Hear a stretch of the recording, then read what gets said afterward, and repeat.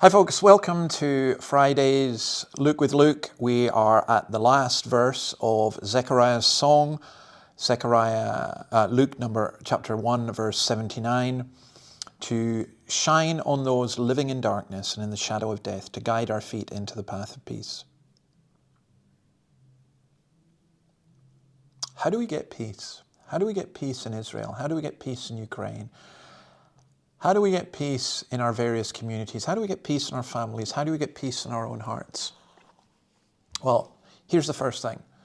We need to recognize that we are in darkness. Zechariah's song, it's so based on the Psalms, and I'm just going to look up a couple of verses. So Psalm 107, for example, verse 10, some sat in darkness, in utter darkness, prisoners suffering in iron chains. We need to recognize we are in darkness. That's the first thing.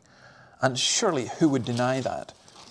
And then in Psalm 118 and verse 27, the Lord is God and He has made His light shine on us. This contrast of darkness and light shining upon us, it's just, that's what is needed. So in the darkness of the situation in Gaza, we need the light of Christ, not more darkness.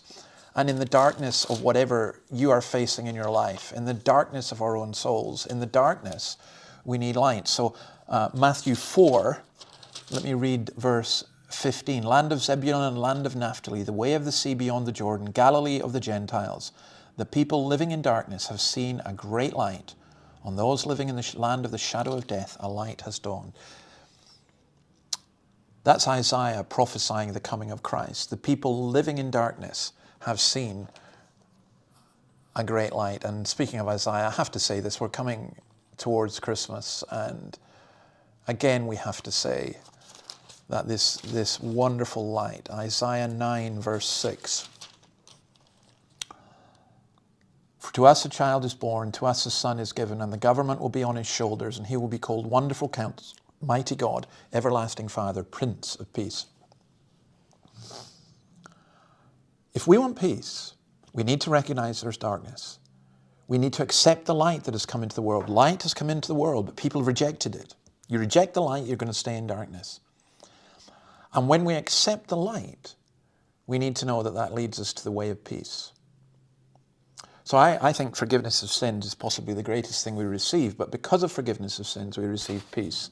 Love, joy, and peace in the Holy Spirit. The peace of God that passes all understanding.